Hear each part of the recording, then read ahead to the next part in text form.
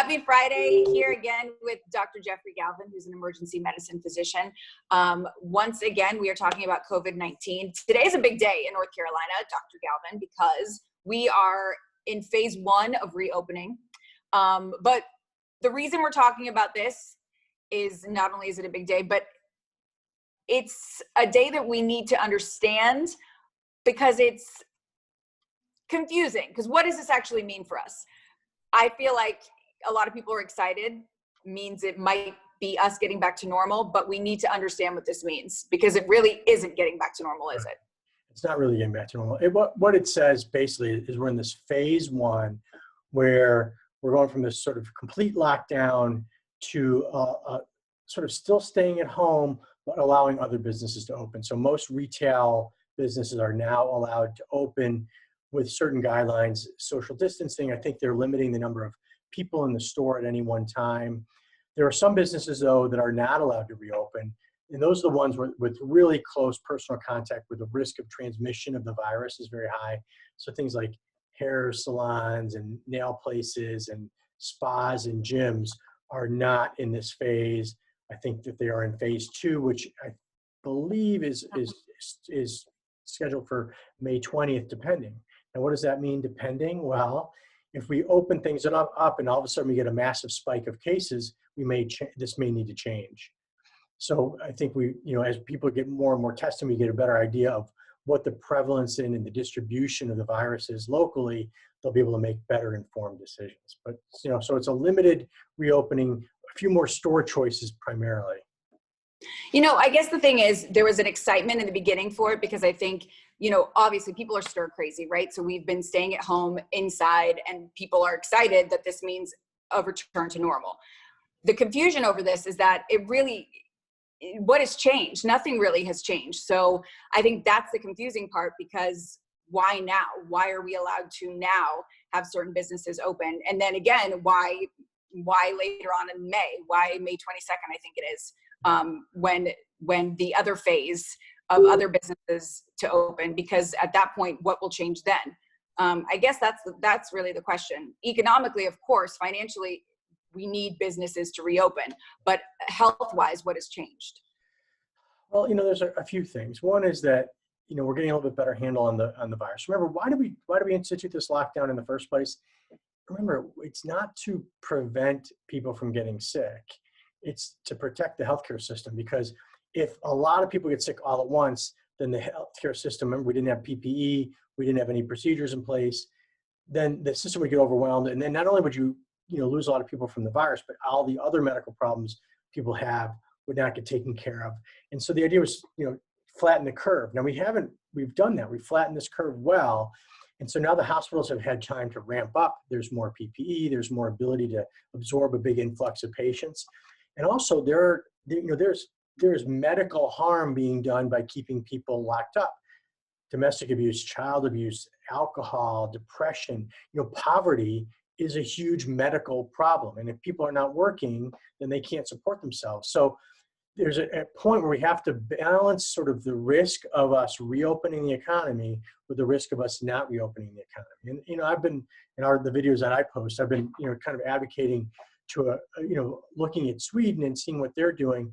And what they're doing is they're kind of letting people who are younger, who are low risk, get back out, get working, and trying to really protect the people who are at high risk. Who's at high risk?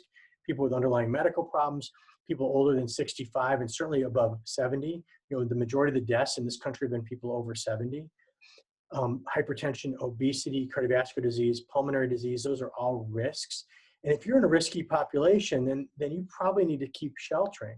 If you're an 18-year-old or a 25-year-old or a 30-year-old with no medical problems, your individual risk of dying from this is exceptionally low. It's about the same as getting killed in a car wreck, every year. And we take that risk every day. We get in the car, we drive around several times a day. And so there's risk no matter what we do. The idea is how do we balance the risk, to everybody? How do we protect the most vulnerable, nursing homes, these chronically ill people, while letting people get back to work and being able to support their families? And so it's a balancing act. And, the only way we'll know is by doing it and seeing what happens. So if we see sudden spikes in cases, we may see those restrictions come back. If we don't, we'll expand more.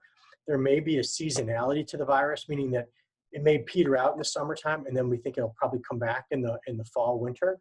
And so we might see a second round of shutdowns. I don't know. I don't have a crystal ball.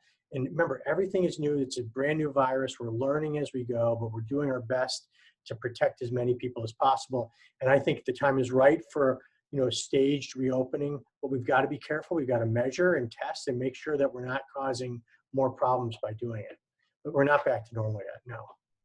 And, I think you said it about the people who are most at risk. And I think with this reopening, the slow reopening, we have to keep that in mind. So if you are in one of those groups where you are at risk, you have to know that still remains. That if you're at risk, you shouldn't be the one rushing out to go to the store that's reopened. You should stay at home still.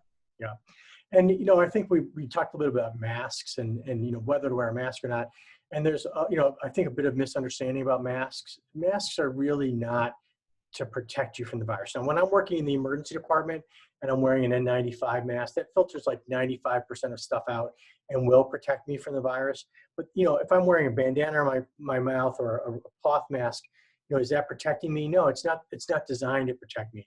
One of the insidious things about this virus is that you can have it with no symptoms, or you can have it, there's a 5-day or 6-day period when you are infected and you're shedding virus that you have no symptoms. So if I happen to come near you and cough, then you can get exposed to the virus from me. So putting a mask on kind of prevents some of that stuff from flying out. Also, we transmit the virus by touching things, touching our mouths, and the mask sort of protects us a little bit, although people do touch their masks, and that may be of dubious benefit. But really, it's really a neighborly thing to do. You're protecting others. It's not to protect you from getting the virus.